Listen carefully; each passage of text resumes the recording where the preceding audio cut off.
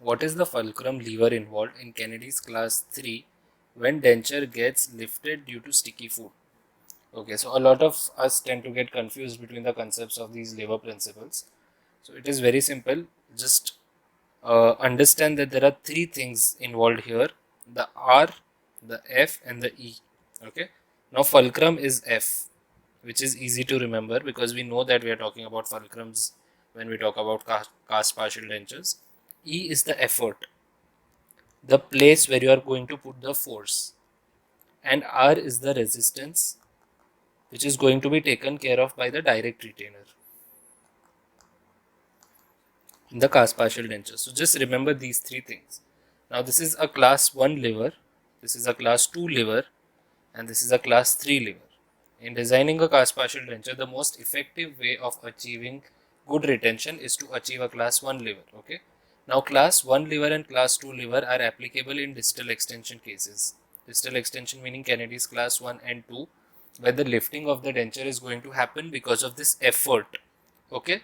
So class 1 lever principle is just like a seesaw, where the fulcrum is in the center. One side is the force, that is the effort, and the other side is the resistance.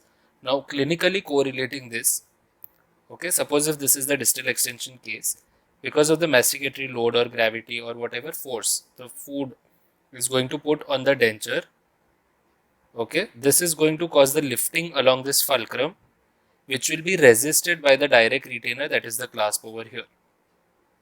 Class 2 lever, on the other hand, has a fulcrum on one end, okay, and the effector is on the effort is on the opposite end. For example, here if it is a maxillary class 2 situation, because of gravity there will be a force coming on downwards, or because of masticatory load.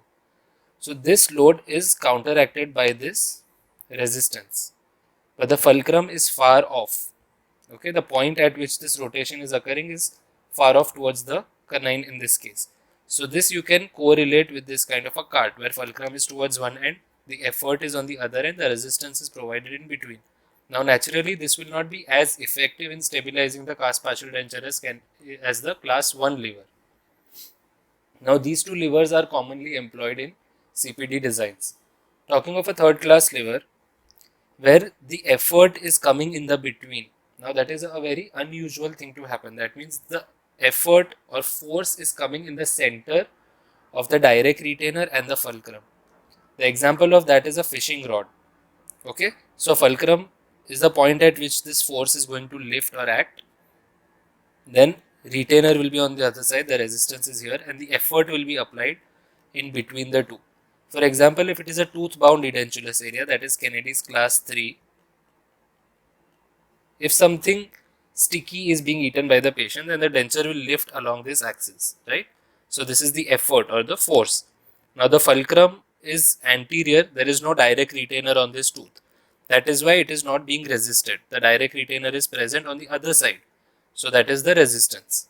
So in Kennedy's class 3, where you have a sticky food situation, then the denture will lift because the effort is in between the resistance and the fulcrum. To simplify this, take this example. These are clinical photos now.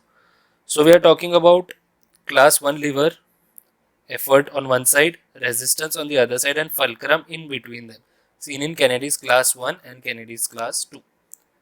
Second principle over here is fulcrum on one end, effort on the other hand is on the other side, and the resistance or the retainer comes in between the two. Direct retainer is the R.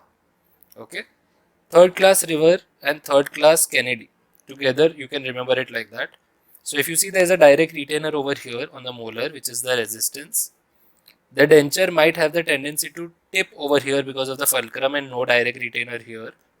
And the denture is lifting because of the effort coming in between the fulcrum and the resistance. So this is seen in Kennedy's class 3, not very commonly encountered, but it is seen in class 3 because of sticky foods. So that is what the question is, which is the fulcrum lever principle that is involved in Kennedy's class 3 due to sticky food. So the correct answer would be class 3 lever.